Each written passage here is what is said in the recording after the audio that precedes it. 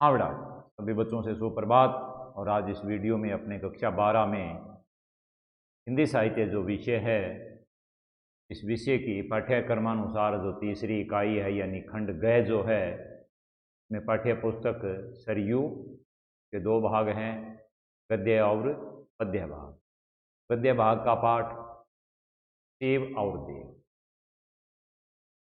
ये कहानी है चिदानंद हीरानंद व सेन अज्ञे जी की।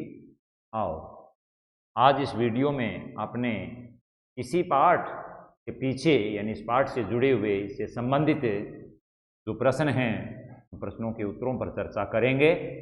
तो मेरा सभी बच्चों से आग्रह रहेगा कि वे अपनी सरयू पाठ्य पुस्तक के गद्य भाग के पाठ सेव और देव को निकाले और उसके पाठ के अंत के अंदर जो ये प्रश्न दे रखे हैं, इनको मेरे साथ समझने का प्रयास कर। देखिए बेटा, सबसे पहले वस्तुनिष्ठ प्रश्न हैं। इसमें पहला प्रश्न है, लेखक के अनुसार कौन लोग अभिनयी हो सकते? लेखक के अनुसार कौन लोग अभिनयी हो सकते? इसमें 4 विकल्प है बेटा, क्षुद्र व्यक्ति, दुष्ट व्यक्ति, शिक्षित व्यक्ति और अशिक्षित। तो सही जो विकल्प है, सही जो उत्तर है वो है क्षुद्र व्यक्ति। इसके बाद में अगला वस्तुनिष्ठ का दूसरा प्रश्न है, प्रोफेसर गजानन किस विषय के प्रोफेसर हैं? इसमें भी 4 विकल्प दे रखे हैं। पहला इतिहास, दूसरा प्राचीन इतिहास और पुरातत्व, तीसरा यानी ग भूगोल और चौथा घ प्राचीनतम सभ्यता। तो जो बिल्कुल सही उत्तर है वो यही है, ख प्राचीन इतिहास और पुरातत्व। इसके बाद में प्रश्न संख्या 3, अज्ञे ने कितने तार सप्तकों का संपादन किया? पहले 1 और उसके बाद में 3। पहले 1 फिर 3, 1 और 3 कितने हो गए? 4। तो 4 जहां दिया गया है यानी ग इसका सही है।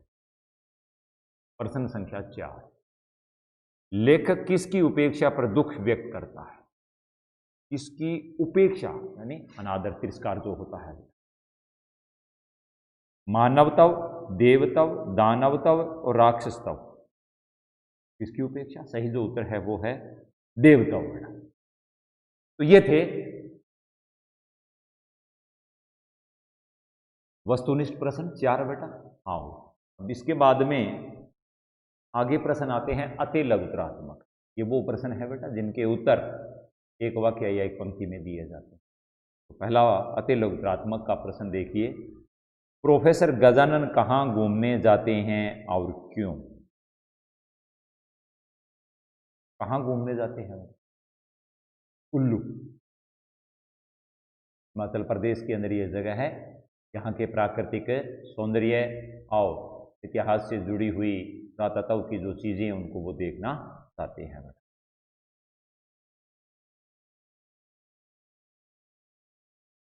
आगे प्रश्न संख्या 2 देखिए, मंदिर में उपेक्षित देवी की मूर्ति देखकर वे क्या सोचते हैं? मंदिर में उपेक्षित देवी की मूर्ति को देखकर क्या सोचते हैं? सोचते हैं ना बेटा, ये वो पहली बार वहां सबसे पहले पहुंचते हैं मंदिर के अंदर, तो वो सोचते हैं ये मूर्ति कम से कम 500 वर्ष से कम पुरानी नहीं हो। यही सोचते हैं कि मूर्ति 500 वर्ष से कम पुरानी नहीं थी, 3-4 हज़ार में बिक जाती, किसी पारखी के पास होती तो 10,000 में बिकती।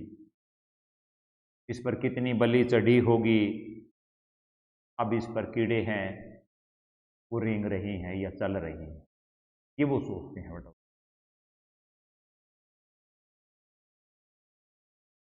प्रश्न संख्या 3, अज्ञे पहाड़ी बालक को चांटा क्यों लगाते हैं? क्योंकि उसने सेब के बगीचे में से क्या किए थे? सेब चुराए थे बेटा। उनको यह महसूस हुआ, लगा कि यह लड़का उस प्राचीन सभ्यता, प्राचीन जो आर्य सभ्यता है, उसको वो एक साथ ही क्या कर रहा है? नष्ट भ्रष्ट कर रहा है। सेब के बगीचे में से उसने सेब चुराए थे और उन्हें लगा कि यह लड़का उस सारी प्राचीन आर्य सभ्यता को एक साथ ही नष्ट भ्रष्ट कर रहा है। तीसरे प्रश्न का उत्तर है। और अब आगे प्रश्न संख्या 4। प्रोफेसर गजानन, क्षमा करना, अज्ञेय का पूरा नाम बताते हुए उनके प्रसिद्ध उपन्यासों के नाम बताइए। अज्ञेय का पूरा नाम है बेटा सच्चिदानंद, हीरानंद, वात्स्यायन, अज्ञेय। क्या है इनका पूरा नाम? सच्चिदानंद, हीरानंद, वात्स्यायन, अज्ञेय। ये है इनका पूरा नाम। प्रसिद्ध उपन्यास शेखर एक जीवनी, लेखक का जो परिचय है जिसमें उनका कृतियां उनकी दे रखी है, वहां उपन्यासों के आगे ये नाम लिख रखे हैं बेटा। शेखर एक जीवनी, नदी के द्वीप, अपने अपने अजनबी, ये इनके 3 उपन्यासों के नाम है। तो ये प्रश्न जो थे बेटा अति लघुतरात्मक थे 4। अब इसके बाद में अपने आगे चर्चा करते हैं लघुतरात्मक प्रश्न, जिनमें पहला प्रश्न है, प्रोफेसर गजानन देवी की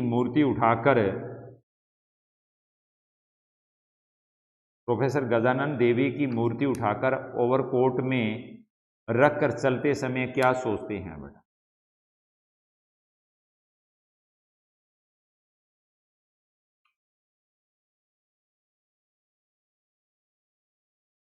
ध्यान दीजिए बेटा, प्रोफेसर गजानन देवी की मूर्ति उठाकर ओवरकोट में रखकर चलते समय क्या सोचते हैं? अब वो उठा करके वहां से चल पड़ते हैं। सूर्य की धूप लाल हो गई थी, ये सब अपना अपना, प्रोफेसर साहब भी अपने ठिकाने की ओर जा रहे हैं। उनका जो हृदय था वो आह्लाद से भर उठा था, प्रसन्नचित थे बेटा, खुशी थी उनको अपने किए पर। उनका पहला ही दिन वो महसूस कर रहे थे कि आज सफल हुआ है, कितना अपार सौंदर्य देखा है, कितना सौंदर्य, बहुमूल्य सौंदर्य आज उन्होंने अपने जीवन में पाया है कि अब यहाँ कुल्लू का है निर्वंजनीय सौंदर्य वास्तव में ये देवताओं का आंचल है, इन देवताओं की भूमि है। इस प्रकार वो सोचते हुए आगे बढ़ रहे थे।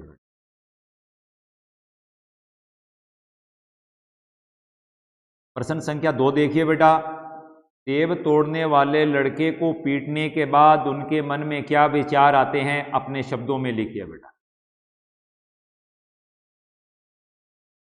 सेब तोड़ने वाले लड़के को पीटने के बाद उनके मन में क्या विचार आते हैं? अपने शब्दों में बताना है। अब देखिए बेटा, लड़के को पीटने के बाद छाती में धक्का लगा करके, 3 चांटे लगा करके, और आगे बढ़ते हुए सोच रहे थे कि वह खड़ा खड़ा देख रहा होगा कि चोरी भी की लेकिन फल नहीं मिला। ये सोचते हुए जा रहे हैं कि लड़का सोच रहा होगा कि चोरी भी की लेकिन फल नहीं मिला, बहुत अच्छा हुआ। सेब का सड़ जाना अच्छा, चोर को मिलना अच्छा नहीं है। चोर को क्या हक है? पाठ में दे रखे हैं ये। इस प्रश्न का उत्तर जो है मैं आपको बता रहा हूं बेटा। लड़के को पीटने के बाद में वो आगे बढ़ते सोच रहे थे कि वह खड़ा खड़ा देख रहा होगा कि चोरी भी तो की है लेकिन उसका फल नहीं मिला, और यह बहुत अच्छा हुआ उसको कि फल नहीं मिला। सेब का सड़ जाना अच्छा है, चोर को मिलना अच्छा नहीं, चोर को क्या हक है, यह सोच रहे थे। फिर आगे देखिए प्रश्न, राजपूती बाला को देखकर अज्ञेय के मन में पहाड़ी ग्रामवासियों के विषय में क्या विचार उत्पन्न हुए बेटा? राजपूती बाला को देखकर अज्ञेय के मन में पहाड़ी ग्रामवासियों के विषय में क्या विचार उत्पन्न हुए? ये अगर आप देखना चाहो तो साफ साफ लिखा हुआ है प्रश्न संख्या 112 पर इसका उत्तर बेटा।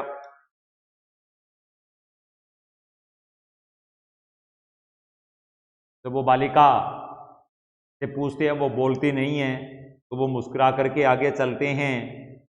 उन्हें बालिका का जो भोलापन है वो बहुत अच्छा लगता है, और वे सोचते हैं कि यहाँ के लोग कितने सीधे साधे सरल स्वभाव के होते हैं, प्रकृति की सुखद गोद में खेलते हैं, इन्हें न फिक्र है, न खटका, न लोभ, न लालच। ये लोग अपने खाने पीने, ढोर चराने, गाने बजाने में अपना दिन व्यतीत कर देते हैं। तभी तो बाहर से आने वाले आदमी को देख करके इनको संकोच होता है। अपने आप में ये लोग लीन रहने वाले इन भोले भाले प्राणियों को बाहर वालों से क्या सरोकार यानी क्या मतलब है। ये 112 नंबर प्रश्न जो संख्या है उसके ऊपर हाँ या नीचे सबसे पहला दिया हुआ, इसी के अंदर इसका उत्तर है।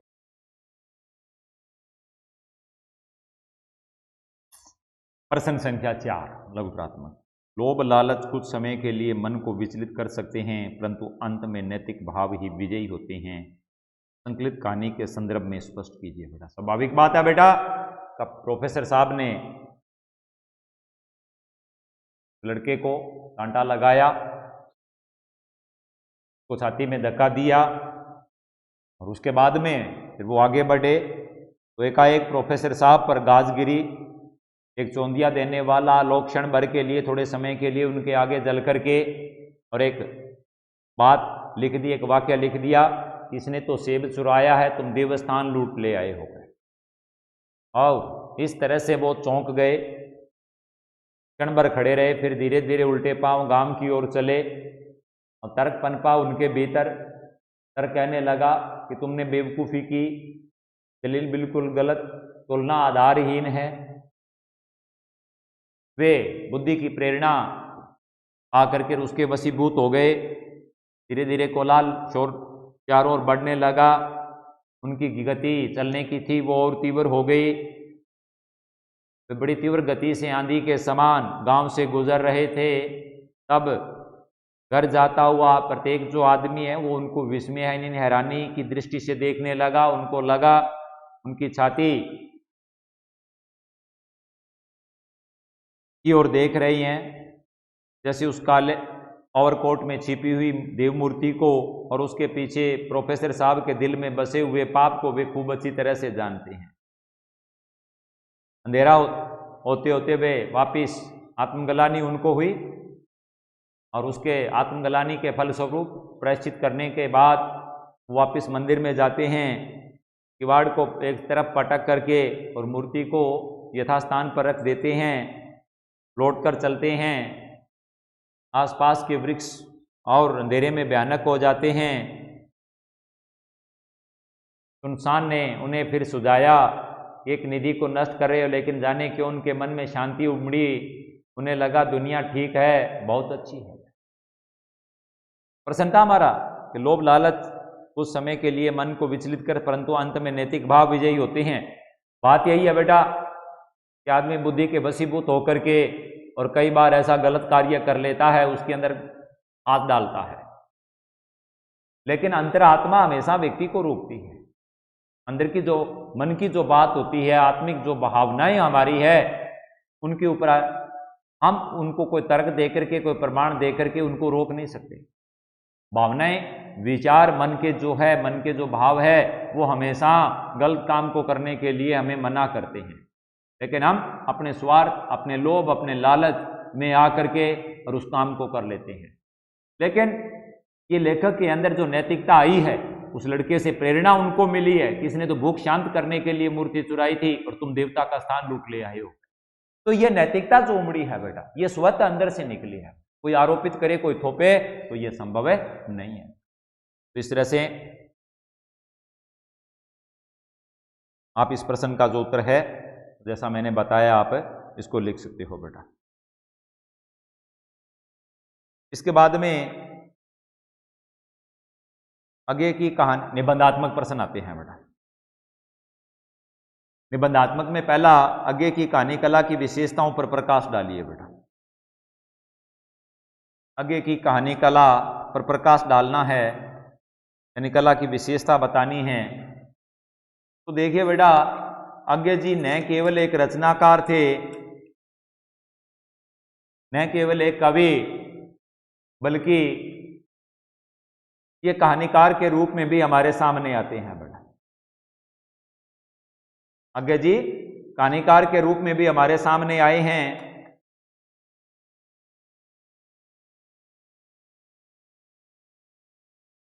विपथा, परंपरा, कोठरी की बात, शरणार्थी, जयदोल, ये तेरे प्रतिरूप, ये इनके कहानी संग्रह है बेटा। और इनकी जो कहानियां हैं, लगभग इनकी कहानियां मध्यम वर्ग से होकर के गुजरती है बेटा। इसके अतिरिक्त यथार्थ के भी बहुत करीब है, आदर्श भी इन कहानियों से झलकता है बेटा। कह सकते हैं मुंशी प्रेमचंद की तरह आगे की जो कहानियां थी वो यथार्थवाद और आदर्शोन्मुख के बहुत करीब है बेटा। पात्रों के अंदर सजीवता देखने को मिलती है, संवाद जीवंत लगते हैं। इसके अलावा उद्देश्य जो है इनकी कहानियों का वो अभिव्यक्त होता हुआ दिखाई देता है, सार गर्भित है। घटनाक्रम जो है इनकी कहानियों का वो अपना जो शीर्षक है उस शीर्षक के इर्द गिर्द घूमता हुआ दिखाई देता है बेटा। यह है अज्ञे जी की कहानियों की विशेषताएं। अगला प्रश्न है सेव और देव कहानी की मूल संवेदना अपने शब्दों में। अब यहां वही बात आ जाती है घुमा फिरा करके बेटा नैतिक मूल्यों वाली। तो इस कहानी के द्वारा अज्ञे जी ने संदेश दिया है कि नैतिक मूल्यों की जो स्थिति है वो स्वतः स्फुरित होती है, ये आरोपित नहीं होते हैं। इसके अलावा उन्होंने ये भी व्यक्त किया इस कहानी के द्वारा कि मनुष्य की आस्था उसे और अधिक नैतिक बल प्रदान करती है। देव मूर्तियों के प्रति विशेष रुचि और आस्था रखने वाले प्रोफेसर गजानन अपने व्यक्तित्व से सिद्ध करते हैं कि आस्था के अंदर सबसे ज़्यादा ताकत होती है। प्रोफेसर गजानन एक भूखे बालक को सेब के बाग से सेब चुराकर तोड़ने पर उसे डांटते हैं और खुद देवता के मंदिर में उपेक्षित पड़ी हुई उस अद्वितीय मूर्ति को ये सोचकर उठा लेते हैं कि मंदिर में इसका रख रखाव ठीक नहीं है। उसे अपने ओवरकोट में छिपा लेते हैं। लौटते समय वही सेब का बगीचा रास्ते में पड़ता है और वे देखते हैं वही पहले वाला लड़का सेब की चोरी कर रहा है। यह देख करके उनको गुस्सा आता है, वे बच्चे को मारते हैं, किंतु अचानक उन्हें अनुभव होता है इस बच्चे ने तो केवल सेब चुराया है, तुम तो देवस्थान ही लूट लाए हो। यह अनुभूति जो उनको होती है, यही उनके हृदय के भीतर जो चेतना है, जो जागृत चेतना है, जो नैतिकता है, उसको जगाती है। और इसे पा करके वे उल्टे पांव देवस्थान जाते हैं, मूर्ति को उसी स्थान पर रख देते हैं और अपने आप पर यानी उनको आत्मग्लानि अनुभव होती है, जिससे ये सिद्ध कर देते हैं भारतीय देवी देवता जिनमें हम आस्था रखते हैं उनमें हमारे हृदय में छाया अज्ञान अंधकार उनसे नष्ट होता है और नैतिक मूल्य की हमारे भीतर प्रतिष्ठा होती है।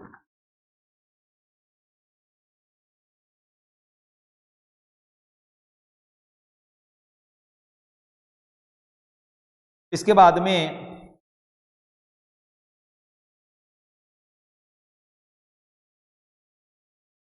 अगला जो प्रश्न है इस पुस्तक का, इस पाठ का, क्षमा करना बेटा,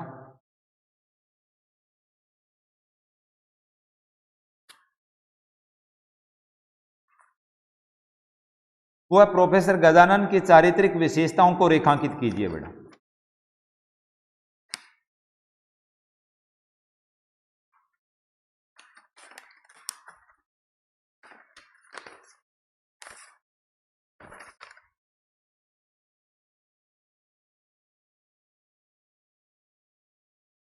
हाँ बेटा, प्रोफेसर गजानन की चारित्रिक विशेषताओं को रेखांकित।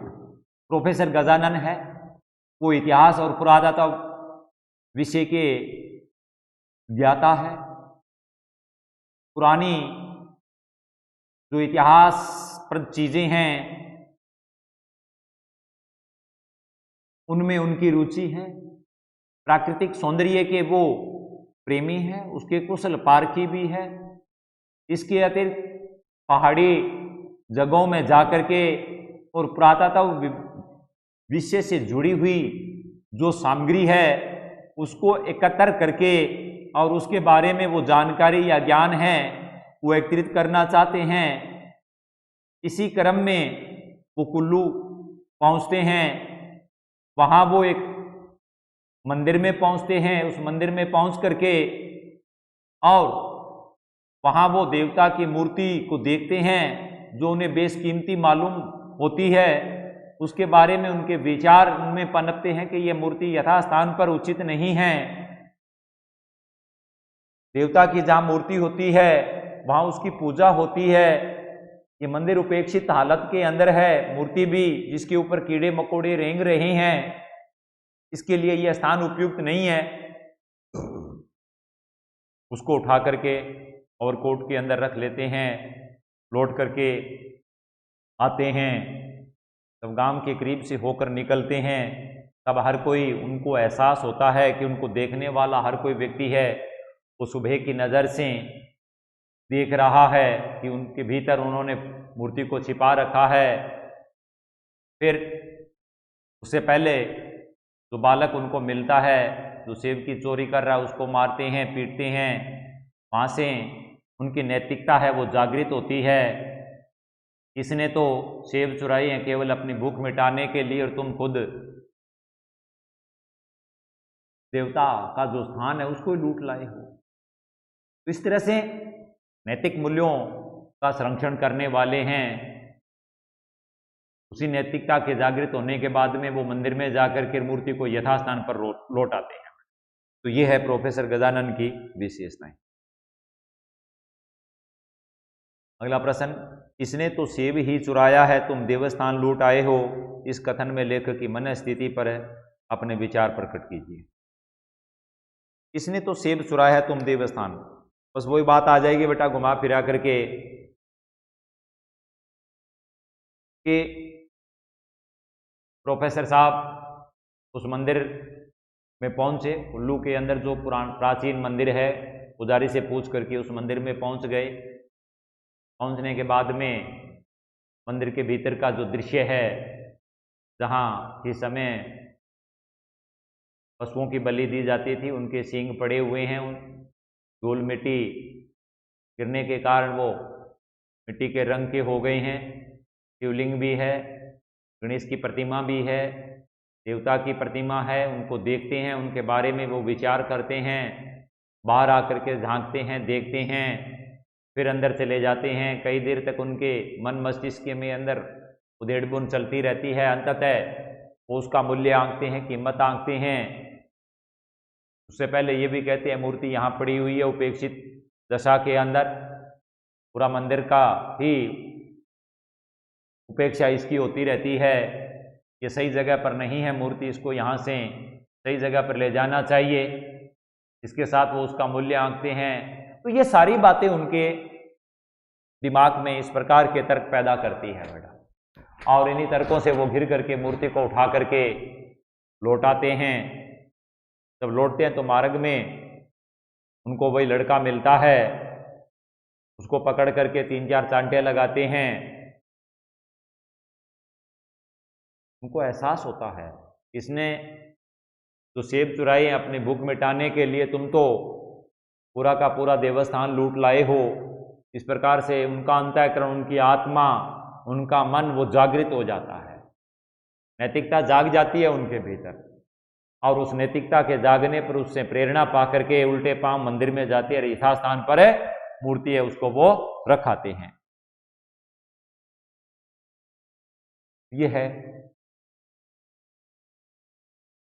बात बेटा। इसके अलावा ये भी आप बता सकते हो, एकाएक प्रोफेसर साहब पर गाजगिरी एक सौंदर्य देने वाला लोग क्षण भर उनके आगे जलकर एक वाक्य लेके आया, इसने सेब चुराया, तुम देवस्थान लूट लाए हो। वो स्तंभित होकर के खड़े रहे, धीरे धीरे उल्टे पांव गांव की ओर लौटे। फिर वो गांव में लौटे तो हर कोई गांव वाला उनको शक की नज़र से देख रहा था। ये सारी बातें हैं वो इस प्रश्न में आ जाएगी बेटा। इसके बाद में आगे इस पाठ के अंदर व्याख्याएं दी गई है बेटा, उन व्याख्याओं को अपने अगली वीडियो में करेंगे। और तब तक के लिए धन्यवाद।